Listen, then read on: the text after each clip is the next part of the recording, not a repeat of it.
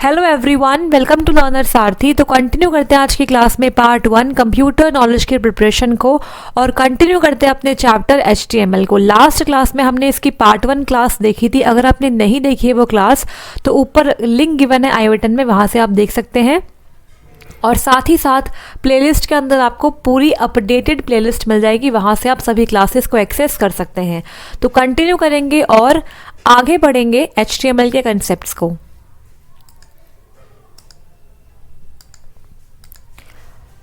तो हम ये सब पढ़ चुके हैं पहले ही, नीचे आते हैं और आज हम स्टार्ट करेंगे। ये सब पढ़ चुके हैं पहले से ही। तो हमें स्टार्ट करना है HTML लिंक्स के साथ। तो यहाँ पे डिटेल में पढ़ेंगे HTML लिंक्स के बारे में। यहाँ से क्वेश्चन एक्सपेक्टेड है, इंपॉर्टेंट टॉपिक है HTML का। देखो यहाँ पर links are found in nearly all web pages. Links allow users to click their way from page to page. आप देखते होंगे जब भी आप वेबसाइट्स को यूज़ करते हैं कि वहाँ पर क्या होता है, कुछ टेक्स्ट होते हैं जिसपे आप क्लिक कर कर अगले पेज पर पहुँच जाते हैं। तो उन्हें हम बोलते हैं क्या, लिंक्स बोलते हैं। ठीक है, तो लिंक्स पे क्लिक करके हम दूसरे वेब पेज पर विजिट कर सकते हैं। तो HTML में हाइपरलिंक्स को यहाँ पर समझते हैं। अ हाइपरलिंक और लिंक, हाइपरलिंक को ही लिंक कहते हैं, is a word, group of words और image that you can click on to jump to a new document. तो यहाँ पे समझ लीजिए, आप हाइपरलिंक वर्ड में भी लगा सकते हैं और एक सेंटेंस में भी लगा सकते हैं, इवन एक इमेज के ऊपर भी हम हाइपरलिंक को लगा सकते हैं। अब हाइपरलिंक का मतलब क्या होता है, वो इमेज या वो ऐसा वर्ड या एक सेंटेंस जिस पे क्लिक करके आप दूसरे डॉक्यूमेंट पे पहुंच पा रहे हैं, उसे बोलेंगे लिंक। ठीक है, तो यहाँ पे समझो एक चीज और है, when you move the cursor over a link in a web page the arrow will turn into a little hand. तो जहां पर भी आपने लिंक लगा रखा होगा, जैसे ही आप कर्सर से वहां पहुंचेंगे तो वहां पे जो आपकी ये एरो है ये एक हैंड में कन्वर्ट हो जाएगी, मतलब आप उस पर क्लिक कर पाएंगे। ठीक है, अब देखो HTML में हम कैसे लिंक्स को यूज कर सकते हैं, कैसे वेब पेज पर हम लिंक्स को लगा सकते हैं, ये समझते हैं। तो links are specified in HTML using the A tag, इसे बोलते हैं एंकर टैग। तो आपको इसका नाम याद करना है, इसे बोलते हैं क्या, एंकर टैग। तो लास्ट क्लास में हमने डिस्कस किया था एंकर टैग के बारे में थोड़ा बहुत, आज हम इसे डिटेल में कंप्लीट कर लेंगे। तो यहाँ समझो, the anchor tag can be used in 2 ways. तो 2 तरीके से हम एंकर टैग का इस्तेमाल कर सकते हैं। तो यहाँ पर आपको दोनों तरीके आने चाहिए। पहला क्या है, to create a link to another document by using the href attribute. अब देखो, आप 2 तरीके से एंकर टैग का इस्तेमाल करेंगे अपने HTML डॉक्यूमेंट के अंदर। कैसे, एक तो यह है कि आपने लिंक लगाया, उस लिंक पे क्लिक करने से हम किसी दूसरे मतलब अनदर डॉक्यूमेंट पे चले गए, तो उसके लिए हमें href एट्रीब्यूट का इस्तेमाल करना पड़ता है, जो एंकर टैग का एक बहुत इंपॉर्टेंट एट्रीब्यूट है। href मतलब हाइपरलिंक रेफरेंस एट्रीब्यूट। और आप एंकर टैग के साथ एक और तरीके से इसका इस्तेमाल कर सकते हैं। कैसे, to create a bookmark inside a document by using the name attribute. तो हम एंकर टैग का इस्तेमाल करके सेम ही डॉक्यूमेंट के अंदर क्या कर सकते हैं, बुक मार्क को भी क्रिएट कर सकते हैं, और इसके लिए इस्तेमाल करते हैं नेम एट्रीब्यूट का। तो यहाँ पे समझ लो, अगर आपको कोई और डॉक्यूमेंट लिंक करना है तो उसके लिए इस्तेमाल करेंगे href एट्रीब्यूट का, और अगर सेम ही डॉक्यूमेंट के अंदर आपको लिंक लगा के विजिट करना है तो उसको हम बोलते हैं बुक मार्क, और उसके लिए इस्तेमाल करते हैं नेम एट्रीब्यूट का। आप देखते होंगे जब भी हम बुक्स वगैरह पढ़ते हैं, नॉवेल्स वगैरह स्पेशली, तो पढ़ते पढ़ते अगर आपको कहीं पर स्टॉप करना है तो वहाँ पर हम बुक मार्क लगा देते हैं, ताकि नेक्स्ट टाइम जब उसे ओपन करें तो वहीं से उसे हम ओपन करके पढ़ना स्टार्ट करते हैं। तो उसे बोलते हैं बुक मार्क। तो एंकर टैग का इस्तेमाल करके हम बुकमार्क को लगा सकते हैं। अब यहाँ पर बात करते हैं HTML लिंक के सिंटैक्स के बारे में।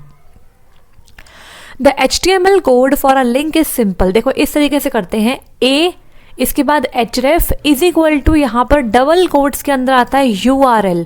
जिस भी पर्टिकुलर डॉक्यूमेंट पे आप जाना चाहते हैं उसका क्या URL है, क्या उसका लिंक है, वो आप यहाँ पे लगाएंगे। इसके बाद यहाँ पर लिंक टेक्स्ट में हम वो टेक्स्ट लिखते हैं जिस पर क्लिक करके हम इस URL पे रीडायरेक्ट हो जाएंगे, और एंड में हम एंकर टैग को यहाँ पर क्लोज कर देते हैं। तो ये इसका ओपनिंग टैग है, ये इसका क्लोजिंग टैग है। अब देखो बेसिकली href एट्रीब्यूट का मतलब क्या है। तो href एट्रीब्यूट क्या बताता है आपको, डेस्टिनेशन ऑफ लिंक। लिंक कहाँ पर है, क्या उसका URL है, उसका जो URL है वो आप डालते हो href एट्रीब्यूट के अंदर। अब यहाँ पे एग्जाम्पल समझो, anchor tag A href equals to, यहाँ हमने डाल दिया URL, ठीक है, ये एक URL है। और यहाँ पर इस ओपनिंग टैग के बाद क्या है, यहाँ हमने लिखा एक टेक्स्ट, इसके बाद एंकर टैग को यहाँ पर क्लोज कर दिया। तो इससे देखो होगा क्या, जो विजिट XI टेक्स्ट सोल्यूशन है ये हमारा लिंक टेक्स्ट है, तो ये इस तरीके से आपको दिखाई देगा, ब्लू कलर का और अंडरलाइन दिखाई देगा। इससे हमें ये आइडिया मिल जाएगा कि ये एक लिंक है, एक हाइपर लिंक है। जैसे इसमें क्लिक करेंगे तो क्या होगा, हम इस वाले URL पे पहुंच जाएंगे, ठीक है। यहाँ पर देखो टिप भी है, the link text does not have to be text, it can be an image or any other HTML element. तो यहाँ पे जो आपका लिंक टेक्स्ट है, तो आप ज़रूरी नहीं है कि टेक्स्ट पे क्लिक करके ही अलग लिंक पे पहुँचे, आप किसी इमेज पे क्लिक करके भी पहुँच सकते हैं। अब यहाँ पे हम बात करेंगे टारगेट एट्रीब्यूट के बारे में, ये बहुत इंपॉर्टेंट है, ठीक है। एंकर टैग का हम एक और इम्पॉर्टेंट एट्रीब्यूट डिस्कस करेंगे, दैट इज टारगेट एट्रीब्यूट। तो टारगेट एट्रीब्यूट बेसिकली क्या बताता है, जैसे कि href एट्रीब्यूट तो आपको बताएगा लिंक की डेस्टिनेशन क्या होगी, लेकिन जो टारगेट एट्रीब्यूट है ये बताता है कि जो आपने डॉक्यूमेंट लिंक किया है वो कहाँ पे ओपन होगा, ठीक है। The target attribute specifies where to open the linked document. अब देखो नीचे आते हैं और यहाँ पे डिस्कस करते हैं एक टेबल को जिसके अंदर एट्रीब्यूट वैल्यूज दी हुई है, मतलब यहाँ पर जो टारगेट एट्रीब्यूट है उसकी कौन कौन सी पॉसिबल वैल्यूज हो सकती है वो यहाँ पर गिवन है। तो टारगेट एट्रीब्यूट की वैल्यू ब्लैंक हो सकती है, सेल्फ हो सकती है, पेरेंट हो सकती है, टॉप हो सकती है और कोई फ्रेम नेम भी हो सकता है। इनके आगे क्या है, अंडरस्कोर लगा हुआ है। अब देखो अगर मैं टारगेट एट्रीब्यूट की वैल्यू ब्लैंक सेट करती हूँ, इसका मतलब यह है कि जो आपका लिंक्ड डॉक्यूमेंट है वो एक न्यू विंडो या फिर टैब में ओपन होगा। तो यहाँ पर विंडो को ही टैब बोलते हैं, न्यू विंडो मतलब क्या है कि न्यू टैब में ओपन होगा। क्लियर हो गया। इसके बाद नेक्स्ट वैल्यू है सेल्फ। तो इसका मतलब क्या है कि जो आपका लिंक्ड डॉक्यूमेंट है वो उसी सेम फ्रेम मतलब सेम विंडो में ही ओपन होगा, और ये एक डिफ़ॉल्ट वैल्यू होती है। इसे आप याद कर लीजिए कि टारगेट एट्रीब्यूट की डिफ़ॉल्ट वैल्यू क्या होती है, सेल्फ होती है। ये बहुत इंपॉर्टेंट क्वेश्चन है, अक्सर एग्जामिनेशन में देखा जाता है। तो टारगेट एट्रीब्यूट की डिफ़ॉल्ट वैल्यू क्या होती है, अंडरस्कोर सेल्फ होती है। और इससे होता क्या है, जो हमारा लिंक्ड डॉक्यूमेंट है वो उसी सेम विंडो में ओपन हो जाता है। इसके बाद यहाँ पर है पेरेंट। तो पेरेंट जो एट्रीब्यूट वैल्यू वो क्या करती है, ओपन करती है लिंक डॉक्यूमेंट को इन द पेरेंट फ्रेम। इसके बाद टॉप है, तो ये ओपन करती है लिंक डॉक्यूमेंट को in the full body of the window, window के फुल बॉडी में ओपन कर देती है। इसके बाद है फ्रेम नेम। तो अगर आप चाहते हैं किसी पर्टिकुलर फ्रेम के अंदर ओपन करना अपने लिंक डॉक्यूमेंट को, तो आप ऐसे भी कर सकते हैं। तो यहाँ पर ये पॉसिबल वैल्यू, इसके अंदर सबसे इंपॉर्टेंट वैल्यू कौन सी है, ब्लैंक इंपॉर्टेंट है, सेल्फ इंपॉर्टेंट है और पेरेंट इंपॉर्टेंट है। ये मोस्ट इंपॉर्टेंट वैल्यू है। अब देखो यहाँ पर एक एग्जांपल दिया हुआ है, इसके अंदर क्या है, हम चाहते हैं कि जो हमारा लिंक डॉक्यूमेंट है वो एक न्यू ब्राउज़र विंडो या फिर न्यू टैब में ओपन हो जाए। तो इसके लिए हमें टारगेट एट्रीब्यूट वैल्यू को सेट करना पड़ेगा, और कौन सी वैल्यू होगी, वो होगी आपकी blank value, because new window और टैब के लिए हम ब्लैंक वैल्यू को यूज़ करते हैं। तो यहाँ पर देखो href इज इक्वल टू ये URL हो गया। इसके बाद टारगेट इक्वल्स टू ब्लैंक। आप देख पा रहे हो जो एट्रीब्यूट्स होते हैं वो हम ओपनिंग टैग के अंदर ही यूज़ करते हैं। ओपनिंग टैग को बंद किया ब्लैंक वैल्यू सेट करने के बाद, इसके बाद यहाँ पर लिंक टेक्स्ट है एंड देन यहाँ पे क्लोजिंग एंकर टैग हो गया। क्लियर हो गया। तो इस तरीके से जैसे ही हम क्लिक करेंगे विजिट XI टेक्स्ट सॉल्यूशंस पे, तो एक न्यू विंडो और न्यू टैब के अंदर आपका ये वाला लिंक ओपन हो जाएगा। अब बढ़ते हैं आगे और बात करेंगे HTML लिंक्स के अंदर नेम एट्रीब्यूट के बारे में। तो नेम एट्रीब्यूट का इस्तेमाल करके हम बुकमार्क को क्रिएट कर सकते हैं HTML डॉक्यूमेंट के अंदर। तो यहाँ पर देखो name attribute specifies the name of the anchor. तो हम बेसिकली एंकर को एक नेम प्रोवाइड कर देते हैं। The name attribute is use to create bookmark. अब देखो यहाँ पर नोट पॉइंट है, the upcoming HTML5 standard suggest using the ID attribute instead of the name attribute for specifying the name of the anchor. Using the ID attribute actually works also for HTML4 in all modern browsers. तो यहाँ पर पहले एक important point note कर लो कि जो HTML है इसका करंट वर्जन कौन सा है इस वक्त। ये वाला क्वेश्चन कई बार एग्जामिनेशन में आ जाता है। तो करंट वर्जन ऑफ HTML कौन सा है, HTML5 है, इसको आप याद कर लीजिए। HTML5 is the current version. Clear हो गया। इसके साथ साथ आपको यहाँ पर कुछ और पॉइंट्स नोट करने, मैं यहाँ पर लिख देती हूँ। HTML कौन से ईयर में इन्वेंट हुआ था, तो ये क्वेश्चन मैंने लास्ट क्लास में मिस कर दिया, आप इसे यहाँ पर नोट कर लो।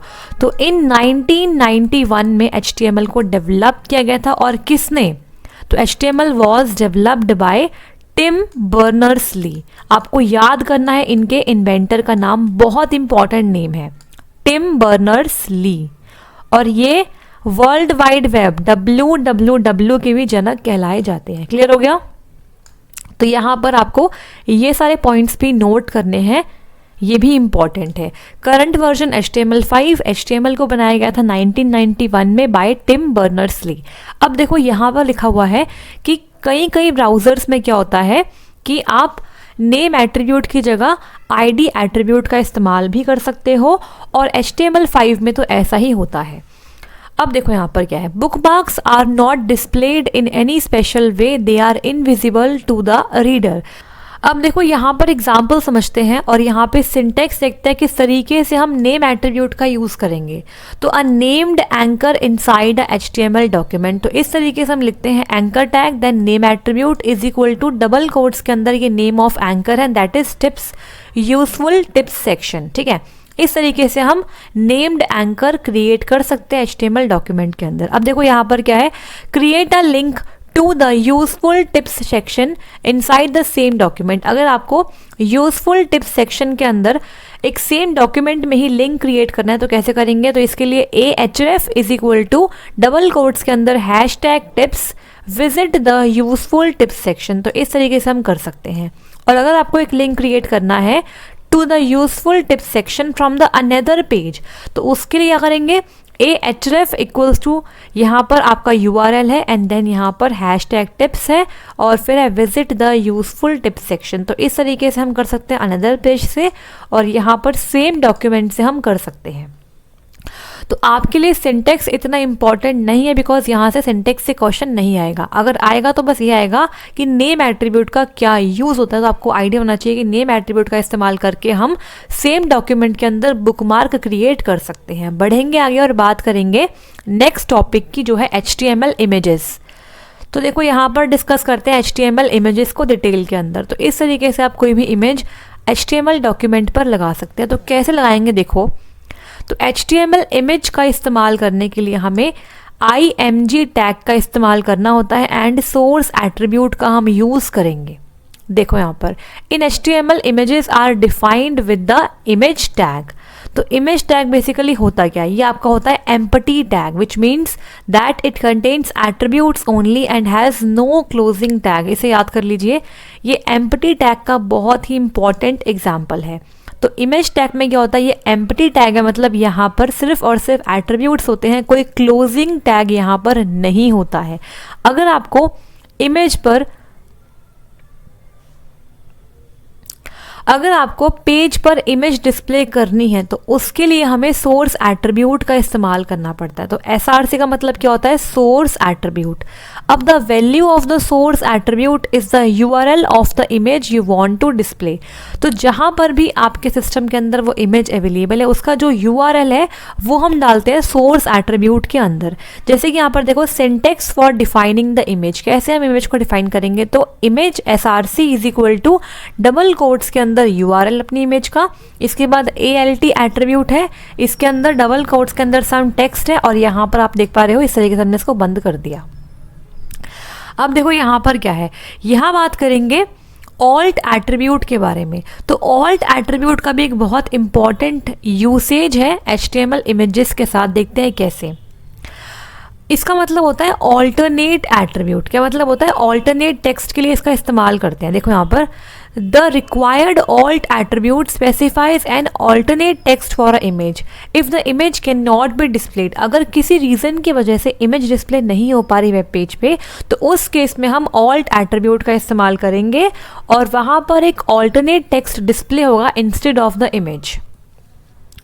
देखो जैसे यहाँ पर क्या है, image src is equal to double quotes के अंदर आपका URL है इमेज का, और ऑल्ट इज इक्वल टू यहाँ पे लिखा है डबल कोट्स के अंदर बिग बोट।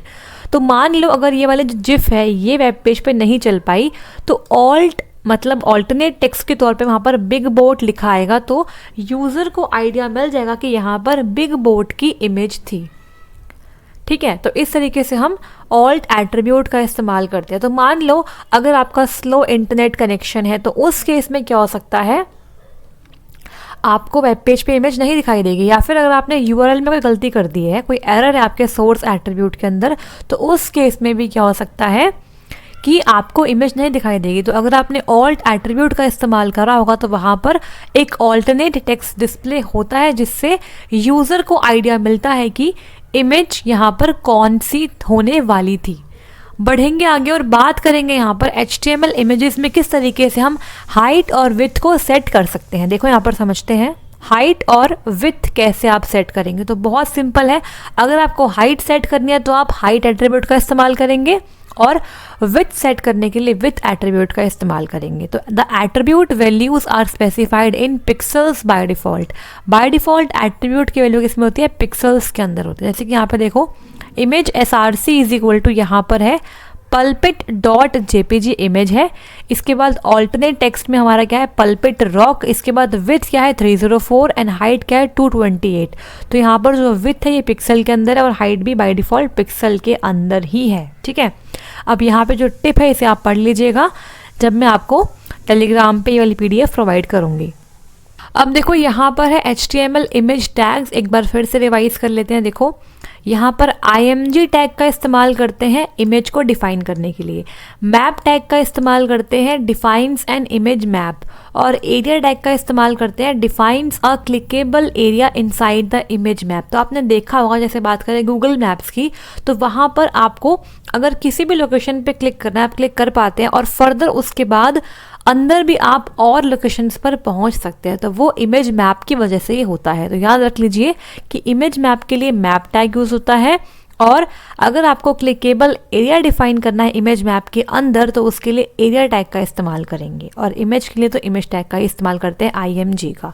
बढ़ेंगे आगे और बात करेंगे नेक्स्ट इंपॉर्टेंट टॉपिक की, जो है HTML टेबल्स। तो टेबल्स से भी क्वेश्चन एग्जामिनेशन में आते हैं। तो HTML में टेबल को डिफाइन करने के लिए हम टेबल टैग का यूज़ करते हैं।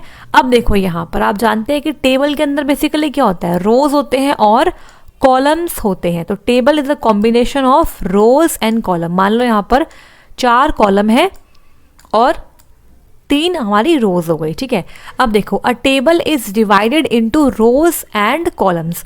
तो रोज के लिए हम TR टैग का इस्तेमाल करते हैं। यहाँ पे लिख देती हूँ, अगर हमें रोज डिफाइन करनी है तो इसके लिए हम इस्तेमाल करते हैं TR टैग का।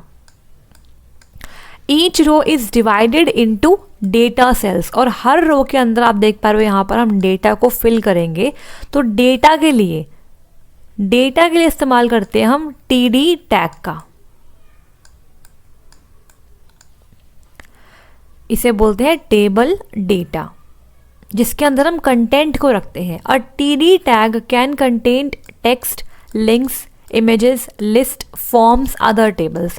तो आप TD के अंदर कुछ भी प्लेस कर सकते हो। कैसे, क्या क्या, टेक्स्ट रख सकते हो, links, images, list, forms, other tables. ठीक है, तो कॉलम के लिए यहाँ पर कोई भी टैग नहीं होता, सिर्फ रोज के लिए होता है और टेबल डेटा के लिए होता है। अगर आपने रोज बना दी और डेटा आपने लिख दिया, तो इट मीन्स अपने आप वहाँ पर कॉलम क्रिएट हो जाती है। जैसे यहाँ पर एग्जाम्पल देखो, टेबल का एग्जाम्पल है, टेबल टैग का हमने यहाँ पे स्टार्ट किया और ये बॉर्डर एट्रीब्यूट है जिसकी वैल्यू हमने 1 सेट कर दी। ठीक है, इसके बाद देखो यहाँ पे हमने TR को स्टार्ट किया, मतलब हम पहली रो यहाँ पर क्रिएट करेंगे टेबल रो। इसके अंदर TD है 1 बार और 2 बार, तो यहाँ पर रो 1 सेल 1, इसके बाद रो 1 सेल 2। क्लियर हो गया।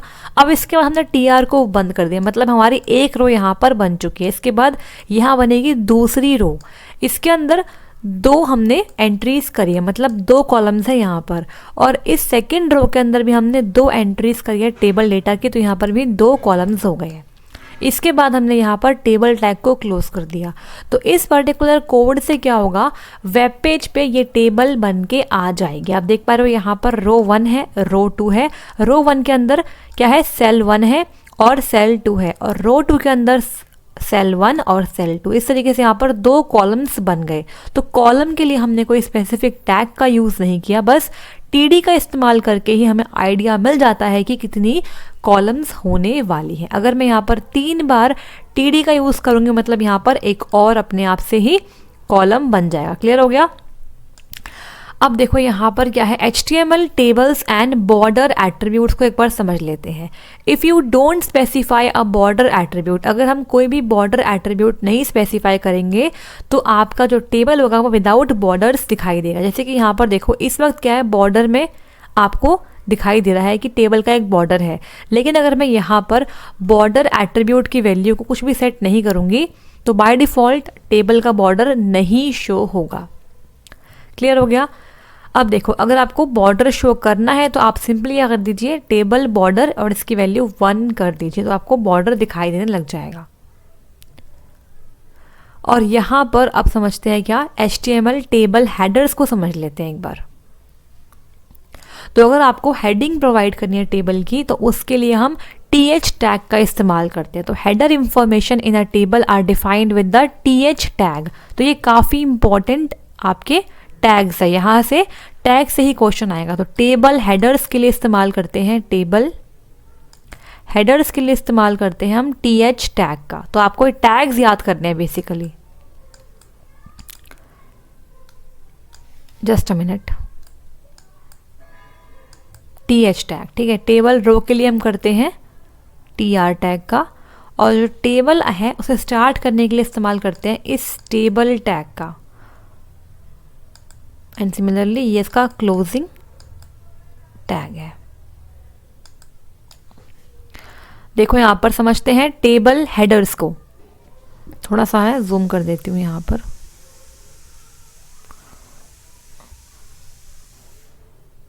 देखो all major browsers will display the text in the TH element as bold and centered। Obvious सी बात है, अगर आप हेडिंग प्रोवाइड करेंगे तो जो आपका टेक्स्ट होगा उस एलिमेंट के अंदर वो होगा बोल्ड और सेंटर्ड। ये आपको याद रखना है कि TH टैग के अंदर जो टेक्स्ट है वो वेब पेज पर बोल्ड और सेंटर में दिखाई देगा। अब देखो यहाँ पर क्या है, यहाँ पर समझो, यहाँ पर हमने कोड लिख दिया है टेबल, इसके बाद border attribute is equal to 1, मतलब यहाँ पर बॉर्डर आएगा। इसके बाद यहाँ पर पहली रो TR, TH header 1, TH header 2, इसके बाद हमने बंद किया इसको, मतलब ये बन गई हमारी फर्स्ट रो। इसके बाद एक और TR, यहाँ पे रो 1 सेल 1, रो 1 सेल 2, ये हो गई हमारी दूसरी रो। इसके बाद यहाँ पर तीसरी रो, रो 2 सेल 1, रो 2 सेल 2, यहाँ पे एंड में क्लोजिंग टैग ऑफ टेबल। तो इस कोड से वेब पेज पर ये वाला टेबल दिखाई देगा। आप देख पा रहे हो यहाँ पर क्या है, हमारे पास बॉर्डर भी है और यहाँ पर 3 रोज है। फर्स्ट रो के अंदर सिर्फ हमारे हेडर्स हैं, TH हेडर 1, TH हेडर 2। यहाँ पर देख रहे हो आप ये सेंटर में है और कैसे है, बोल्ड है। अगर बात करो रो 1 की तो ये तो लेफ्ट अलाइन है ना, रो 1 सेल 1 क्या है, लेफ्ट अलाइन है, लेकिन ये आप देख पा रहे हो ये सेंटर में है और बोल्ड है।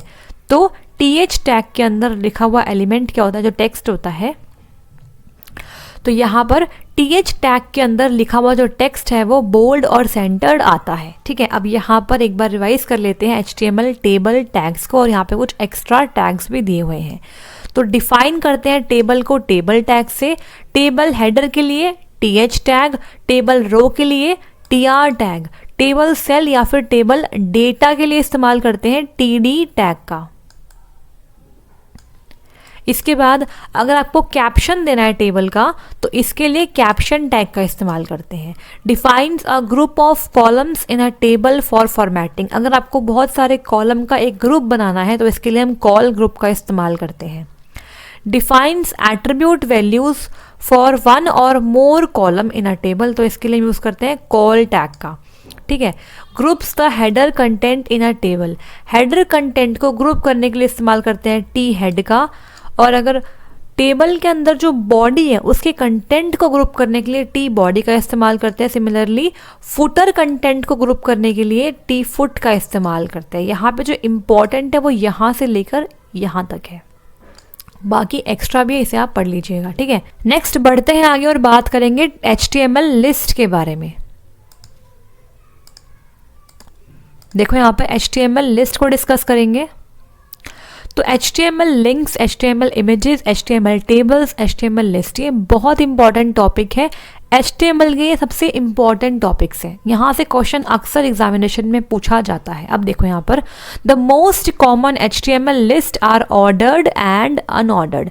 तो दो टाइप की मोस्ट इंपॉर्टेंट लिस्ट का इस्तेमाल करते हैं HTML के अंदर। कौन कौन सी? ऑर्डर्ड लिस्ट और अनऑर्डर्ड लिस्ट। अब इसमें फ़र्क क्या होता है ये समझो। नाम से ही क्लियर है, ऑर्डर्ड लिस्ट मतलब यहाँ पर आइटम्स की ऑर्डर होगा, आइटम्स की ऑर्डरिंग होगी। और अगर बात करें अनऑर्डर्ड लिस्ट की, तो यहाँ पर कोई भी ऑर्डर नहीं होता, आप रैंडम कोई सा भी आइटम कहीं भी रख सकते हैं। जैसे कि यहाँ पर देखो 1 2 3 4 5 6 इस तरीके से यहाँ पर एक ऑर्डर है। तो यहाँ पर 1 पे आ गया पहला आइटम, सेकंड पे आ गया सेकंड आइटम, थर्ड पे थर्ड आइटम। यहाँ पर देखो, यहाँ पर है बुलेट्स का यूज़ करते हैं, ठीक है। यहाँ पर हम यूज़ करते हैं बुलेट्स का। तो यहाँ पर देखो ये हमारी कैसी है, ये हमारी डिस्क टाइप की बुलेट है। तो list item list item list item, तो यहाँ पर हम कोई भी आइटम कहीं पर भी प्लेस कर सकते हैं। तो अगर बात करें अनऑर्डर्ड लिस्ट की, तो यहाँ पर समझते हैं पहले कि अनऑर्डर्ड लिस्ट को कैसे क्रिएट करा जाता है, क्या इसका होता है टैग। तो अनऑर्डर्ड लिस्ट के लिए हम यूज़ करते हैं UL टैग का। देखो यहाँ पर अनऑर्डर्ड लिस्ट के लिए हम UL टैग का यूज़ करते हैं, और जो इस लिस्ट के अंदर आइटम्स होते हैं इसके लिए हम इस्तेमाल करते हैं LI टैग का। The list items are marked with bullets, typically small black circle. तो बाय डिफ़ॉल्ट जो बुलेट्स आती है अनऑर्डर्ड लिस्ट के अंदर वो कौन सी होती है? स्मॉल ब्लैक सर्कल, और इसे डिस्क भी कहते हैं। स्मॉल ब्लैक सर्कल्स को हम बोलते हैं डिस्क, ठीक है। देखो यहाँ पर हमने लिखा UL टैग एंड देन यहाँ पे LI coffee, LI close, LI milk, LI close and UL को बंद कर दिया। तो इस तरीके से आपको ये वाला कोड ब्राउज़र पे दिखाई देगा, कॉफ़ी और मिल्क। देख रहे हो आप यहाँ पर डिस्क आपके बुलेट्स लग के आ गए हैं। ये बाय डिफ़ॉल्ट होता है, ऐसे आप याद कर लीजिए कि बाय डिफ़ॉल्ट जो बुलेट्स होती है वो कौन सी होती है? स्मॉल ब्लैक सर्कल्स, या फिर इसको डिस्क भी कहते हैं। ये बाय डिफ़ॉल्ट, तो ये बाय डिफ़ॉल्ट क्या है? आपके बुलेट्स का स्टाइल है। इसके अलावा आप और भी स्टाइल्स को रख सकते हो, जैसे कि हम यहाँ पर स्क्वायर वाली बुलेट्स भी रख सकते हैं, या फिर हम ऐसे सर्कल वाली बुलेट्स को भी रख सकते हैं। क्लियर हो गया? अब देखो यहाँ पर क्या है, यहाँ पर है HTML ऑर्डर्ड लिस्ट। तो HTML ऑर्डर्ड लिस्ट के लिए हम यूज़ करते हैं क्या? OL टैग का। तो HTML ऑर्डर्ड लिस्ट के लिए यूज़ करते हैं OL टैग का। और यहाँ पर क्या होता है देखो, यहाँ समझो, यहाँ पर भी आपको आइटम्स के लिए LI टैग का ही इस्तेमाल करना पड़ता है। LI का मतलब क्या होता है? List item. तो यहाँ पर देखो ऐसे इसको यूज़ करते हैं। जो भी आपके लिस्ट के आइटम्स होंगे वो नंबर्स के साथ बाय डिफ़ॉल्ट शो होते हैं। नंबर्स के अलावा और भी हम यहाँ पर लिख सकते हैं। देखो पहले समझो, यहाँ पर OL टैग है, LI कॉफ़ी, LI मिल्क, और यहाँ पर OL को क्लोज कर दिया। तो आप देखो ब्राउज़र के ऊपर 1 कॉफ़ी 2 मिल्क ऐसे आ रहा है, ठीक है। बट जो हमारे यहाँ पर जो नंबर्स आ रहे हैं आप इसे चेंज भी कर सकते हो। आप ऐसे A B भी कर सकते हो, इस तरीके से यहाँ पर आ जाएगा कॉफ़ी, यहाँ मिल्क आ जाएगा। हम ऐसे भी कर सकते हैं रोमन नंबर्स के अंदर, ये है स्मॉल रोमन नंबर्स और ये है हमारे कैपिटल रोमन नंबर्स, ऐसे भी कर सकते हैं। या फिर हम इसमें कैपिटल A और कैपिटल B भी कर सकते हैं। अब ये कैसे होता है, कैसे हम स्टाइल चेंज कर देते हैं यहाँ पर बुलेट्स का, और यहाँ पे नंबर्स की जगह हम कैसे इन सबको यूज़ कर सकते हैं ये समझते हैं। तो यहाँ पर देखो, अगर हमें नंबरिंग स्टाइल चेंज करना है या फिर बुलेट स्टाइल चेंज करना है तो उसके लिए हम इस्तेमाल करते हैं एक बहुत इंपॉर्टेंट एट्रीब्यूट जो है टाइप एट्रीब्यूट। तो आपको इसका भी ध्यान रखना है कि टाइप एट्रीब्यूट का इस्तेमाल करके हम नंबरिंग का स्टाइल और बुलेट का स्टाइल चेंज कर सकते हैं। तो बाय डिफ़ॉल्ट जो आपके ऑर्डर्ड लिस्ट होते हैं उसके अंदर नंबर्स आते हैं, और बाय डिफ़ॉल्ट जो अनऑर्डर्ड लिस्ट है उसके अंदर बुलेट्स के तौर पे क्या आता है, डिस्क आता है। इसके अलावा हम स्क्वायर और सर्कल वाली बुलेट्स भी लगा सकते हैं, स्क्वायर भी लगा सकते हैं और सर्कल भी लगा सकते हैं। तो मैं यहाँ पर एक एग्जांपल देती हूँ आपको समझाने के लिए कि कैसे हम टाइप एट्रीब्यूट का यूज़ करेंगे। तो यहाँ पर मैं अनऑर्डर्ड लिस्ट के लिए एक एग्जांपल देती हूँ, समझना। यहाँ पर देखो ऐसे करेंगे, यहाँ पर थोड़ा स्पेस है, देखो अनऑर्डर्ड लिस्ट के लिए लिखते हैं यूएल। इसके बाद आप जानते हैं कि जो एट्रीब्यूट होता है वो हम यहीं पर स्टार्टिंग या फिर ओपनिंग टैग में ही लिखते हैं। तो टाइप इज इक्वल टू, यहाँ पर हम डबल कोट्स के अंदर लिखेंगे, मान लो हमें स्क्वायर वाली बुलेट्स चाहिए तो यहाँ पर लिखेंगे डबल कोट्स के अंदर स्क्वायर। मैं यहाँ पर सर्कल डिस्क भी लिख सकती हूँ, लेकिन डिस्क तो बाय डिफ़ॉल्ट होती ही है, लेकिन चेंज करने के लिए हम यहाँ पे स्क्वायर कर देते हैं, मान लीजिए। इसकी वजह से बंद किया यहाँ पे। अब यहाँ पर LI टैग का इस्तेमाल करके हम आइटम्स को ऐड करेंगे। तो मान लो मैं यहाँ पे कर देती हूँ पेन्स, क्लोज करेंगे लिस्ट आइटम को। इसके बाद यहाँ पे हम कर देते हैं बुक्स, क्लोज करेंगे LI को। देन यहाँ पर हम एक और आइटम ऐड कर लेते हैं, पेंसिल्स कर लेते हैं, फिर यहाँ पे क्लोज करेंगे LI को और एंड में हम क्लोज कर देंगे किसे, UL टैग को। तो इसका आउटपुट क्या आएगा ये समझो। इसका आउटपुट कुछ इस तरीके से आएगा। यहाँ पर एक बार कलर चेंज करके बता देती हूँ आपको। देखो यहाँ पर इस तरीके से आएगा इसका आउटपुट।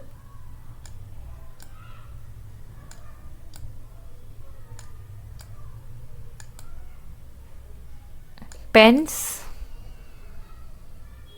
बुक्स एंड पेंसिल्स, ठीक है। तो आप देख पा रहे हो यहाँ पर जो बुलेट्स का स्टाइल है वो चेंज हो गया। तो इस तरीके से हम चेंज, और यहाँ पर ये फिल भी रहेगा, इस तरीके से ये फिल रहेगा। तो ये स्क्वायर में आएंगे और ये फिल रहेगा ऐसे। यहाँ पे फिल कर लीजिए इसको, ये भी फिल होता है, ये भी फिल होता है इस टाइप से। सर्कल में तो ऐसे ही आएगा इस तरीके से, और डिस्क में आएगा इस तरीके से। ये डिस्क है, ठीक है, ये हमारी डिस्क होती है जो बाय डिफ़ॉल्ट होती है। आई होप आपको यहाँ पर समझ में आ गया होगा। अगर कोई डाउट है फिर भी आप पूछ सकते हैं। तो टाइप एट्रीब्यूट का इस्तेमाल कर सकते हो आप UL के साथ भी और OL के साथ भी। किसके लिए, नंबरिंग स्टाइल या फिर बुलेट स्टाइल को चेंज करने के लिए। क्लियर हो गया। अब देखो यहाँ पर एक और टाइप की लिस्ट होती है, उसको भी डिस्कस करते हैं। वो होती है HTML में डेफिनेशन लिस्ट।